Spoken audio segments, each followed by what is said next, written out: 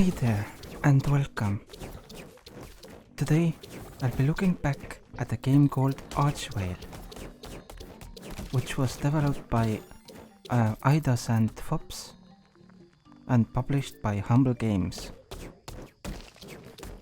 It's a bullet hell action game released in 2021. Archvale is one of those really difficult games where you will die a lot. It doesn't kid around. Although it does have a defense stat, so it was designed for you to get hit here and there. And it shows with how chaotic some of the overworld levels are. I like the game's art style, but the visual design in general reminds me a lot of Forager, including the way reward text is animated. The game is nice to look at, and while there isn't a lot of visual variety between the different biomes, it's plenty enough for this type of a game, so they didn't feel repetitive either. There are also a lot of different monsters, which is always good. Archvale has a fitting ambient soundtrack which was a joy to listen to during gameplay. It seemed that each biome and each town had their own music.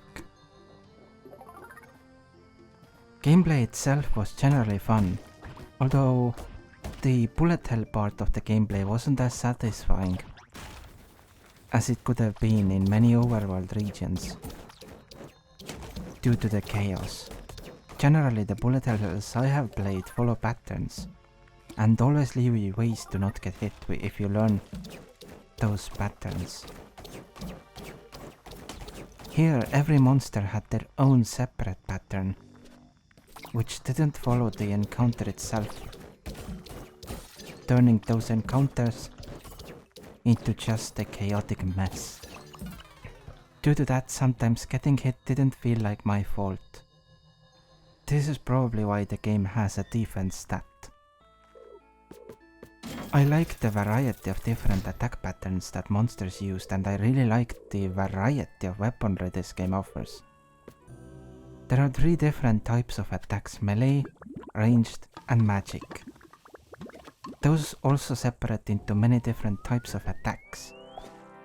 For example, melee as mid-ranged swords, short-ranged daggers, and knives, and single-target short-ranged attacks with spears. Magic has laser beams, elemental projectiles, and things like that. Ranged includes regular bows, multi-shot bows, AoE crossbows, and hand cannons. For those who need an incentive to play multiple times, this alone is worth several different playthroughs of focusing on a few types of attacks per playthrough. Levels themselves are split between overworld and dungeon content.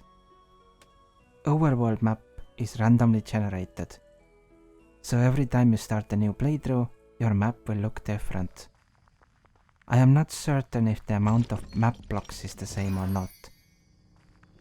Dungeons, however, are handcrafted, so those will be exactly the same each playthrough, which is fine, because they include platforming challenges, which random generation could potentially screw up.